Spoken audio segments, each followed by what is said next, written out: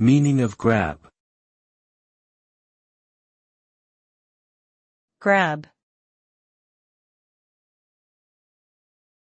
Grab. Grab. Grab.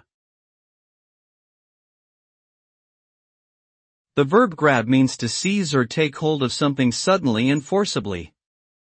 It is often used in a physical sense, such as I grabbed the book from the shelf.